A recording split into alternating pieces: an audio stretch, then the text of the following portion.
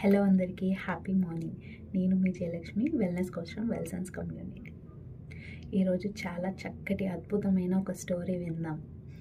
ఒకానొక రాజ్యంలో రాజు అనుకుంటాడంట, తన ప్రజల ఆరోగ్యం అసలు ఎలా ఉంది ఒకసారి చెక్ చేసి చూద్దాము అని. దానికోసం తన రాజ్యం అంతా ఒక చాటింపు చాటిస్తాడు.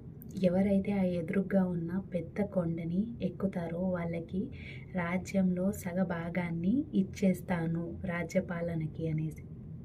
దానికి చిన్న పెద్ద ఎలాంటి వయసుతో సంబంధం లేకుండా ప్రతి ఒక్కరూ పాల్గొనడానికి నిర్ణయించుకొని ముందడిగేశారు. కానీ కొంతమంది ముందే మా వల్ల కాదు అనేసి డ్రాప్ అయిపోతారు. కొందరు ఒక 10%కి రీచ్ అవుతారు.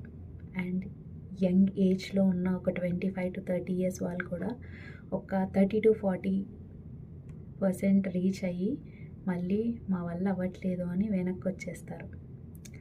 కొందరు ఒక 50%, కొందరు ఒక 60%, అలా చాలామంది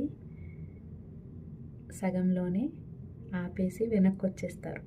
మేము చేయలేకపోతున్నాం.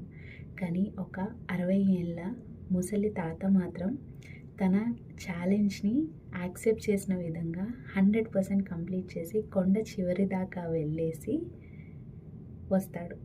అప్పుడు రాజుకి చాలా సంతోషం, ఎట్ ద సేమ్ టైం చాలా ఆశ్చర్యం కలిగి తాతని ఇలా అడుగుతాడు, తాత నువ్వు ఇంత వయసులో, నీకు 60 ఏళ్ళ వయసులో కూడా నువ్వు ఇంత చక్కగా అద్భుతంగా ఎలా అంత పెద్ద కొండని ఎవరికి రాజ్యంలో ఎవ్వరికి కూడా సాధ్యం అవ్వలేదు, నీకొక్కడికి మాత్రమే అసలు ఎలా సాధ్యమైంది తాత, నేను దీని గురించి తెలుసుకోవచ్చా అని రాజు తాతను అడుగుతాడు.